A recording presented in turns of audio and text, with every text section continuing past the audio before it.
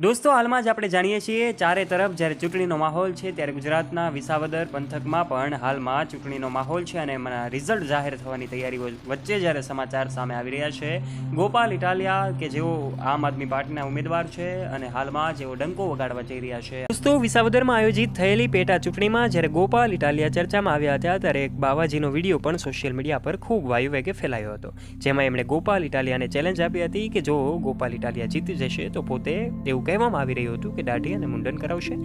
આખરે પેટીઓ ખોલતા જ આ સમાચાર અને સૌ ચોંકાવનારા સમાચાર સામે આવી રહ્યા છે। બધા જ ઉમેદવારોની આંખો ફાટી ગઈ છે।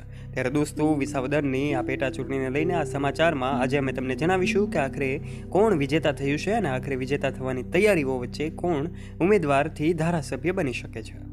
જે કાંઈ તસવીરો છે સોશિયલ મીડિયા પર ખૂબ વાયુવેગે ફેલાયેલી જોઈ શકાય છે, જેમાં આમ આદમી પાર્ટીના એક ઈમાનદાર વ્યક્તિત્વ અને સાથે સાથે એક યુવા વ્યક્તિત્વ છે જેઓ LLB સુધીનો અભ્યાસ કરેલો છે અને એક વકીલ જ્યારે ધારાસભ્ય સુધીની આ સફર એમની પહોંચી છે ત્યારે ગોપાલ ઇટાલિયાના નારા ચારે તરફ લાગી રહ્યા છે। ચારે તરફ જ્યાં જુઓ ત્યાં જય ગોપાલ એવા નારાઓ સંભળાઈ રહ્યા છે। ત્યારે સોશિયલ મીડિયાના માધ્યમથી તો કેટલાક લોકો એમને રૂબરૂ મળીને પણ એમને અભિનંદન પાઠવી રહ્યા છે, કારણ કે વિસાવદરની ચૂંટણી હતી ખૂબ રોમાંચક મોડ ઉપર હતી।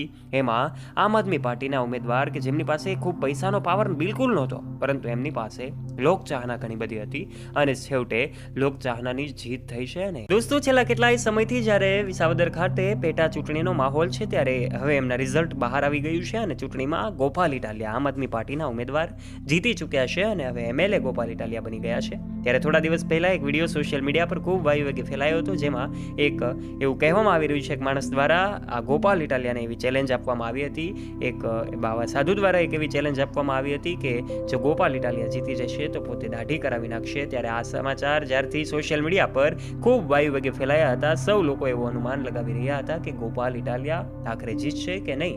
ત્યારે ફાઇનલ હવે જ્યારે રિઝલ્ટ જાહેર થઈ ગયું છે ત્યારે આ બાવા સાધુનો કોઈ સમાચાર કે એમનો વિડીયો આપણી સામે આવ્યો નથી। ત્યારે આજના વિડીયોમાં અમે તમને આ તમામ બાબતો વિશે વાત કરી છે, જણાવ્યું છે કે વિસાવદરની જ્યારે ચૂંટણી પેટા ચૂંટણી જેનો માહોલ સમગ્ર ગુજરાત રાજ્યમાં ડંકો વાગી ચૂક્યો હતો અને ત્યારે સૌ લોકોની નજર આ ચૂંટણી ઉપર હતી, કારણ કે એક ઉમેદવાર ગોપાલ ઇટાલિયા જેઓ આમ આદમી પાર્ટી વતી લડી રહ્યા હતા અને ત્યારે હવે એવો વિજેતા થતાની સાથે જ સૌ લોકોએ એમનું વિજય સરઘસ કાઢ્યું હતું અને ત્યારબાદ લાખો લોકોની જનમેદની વચ્ચે તેઓ પરબધામ ખાતે પણ પહોંચ્યા હતા અને ત્યાંના મહંત સ્વામી એમને પણ મળ્યા હતા અને ત્યારબાદ એમના આશીર્વચન લીધા હતા અને એની તસવીરો પણ કદાચ તમે જોઈ છે।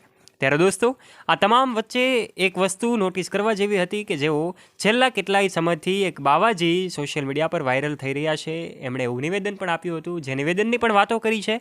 ત્યારે હવે તેઓ ગાયબ થઈ ચૂક્યા છે। અલગ અલગ યુઝર્સ અલગ અલગ કોમેન્ટ્સ કરીને એમને ટ્રોલ કરી રહ્યા છે કે આખરે હવે તેઓ ક્યાં છે।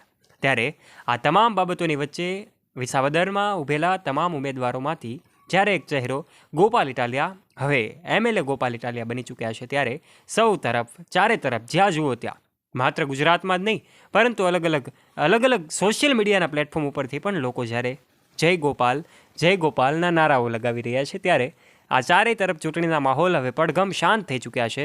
આ સમગ્ર ઘટના અને એની વચ્ચે જ્યારે ગોપાલ ઇટાલિયા હવે વિધાનસભામાં જશે ત્યારે એક નવી જ દિશા અને રાજકારણમાં નવી ક્રાંતિનું સર્જન થઈ શકે એવું લોકોનું કહેવું છે। ત્યારે વિડીયોને પૂર્ણ કરીએ તે પહેલાં વિડીયોને લાઇક કરી દેજો, શેર કરી દેજો તથા ચેનલ ઉપર પહેલીવાર આવ્યા હોય તો બેલ આઇકન દબાવીને સબસ્ક્રાઇબ કરી દેજો અમારી YouTube ચેનલને।